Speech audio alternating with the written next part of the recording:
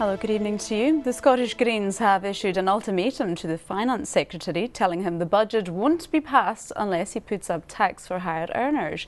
In his keynote autumn conference speech, the party's co-convener Patrick Harvie also demanded an above-inflation pay rise for public sector workers.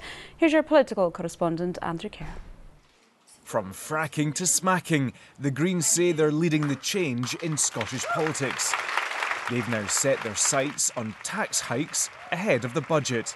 We need fairer, genuinely progressive taxation. And if I'm not paying more tax, if MSPs aren't paying more tax by the end of it, then I think that will be an inadequate settlement. There's also a demand for a fully funded, above-inflation pay rise for the public sector, with this ultimatum for the Finance Secretary. If you want Green support, these are the areas where you're going to have to listen and you're going to have to act. The SNP do need support to pass the budget, as they're a minority government.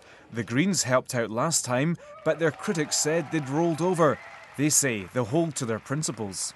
We need to see redistribution of wealth in Scotland. We need to see public sector pay increase. We need to see our public sector workers, like our nurses, properly compensated for the really valuable work that they do. This is the time of year when the Scottish Greens flex their political muscles.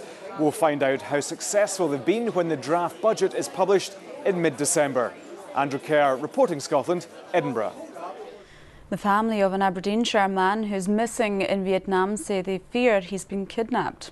The First Minister has called for dialogue between Spain and Catalonia as the Spanish Prime Minister outlines plans to remove Catalonia's leaders and to take control of the region. Speaking after opening the Institute for New Economic Thinking's conference in Edinburgh, Nicola Sturgeon said it wasn't for anyone on the outside to say how decisions should be made, but that the EU could play a part in helping to resolve any confrontation.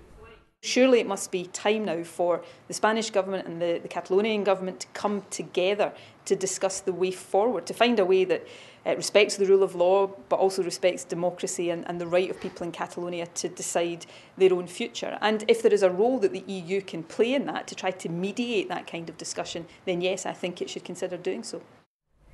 Football, and the League Cup holders Celtic defeated Hibernian 4-2 in the first of this weekend's semi-finals. Chris McLaughlin reports.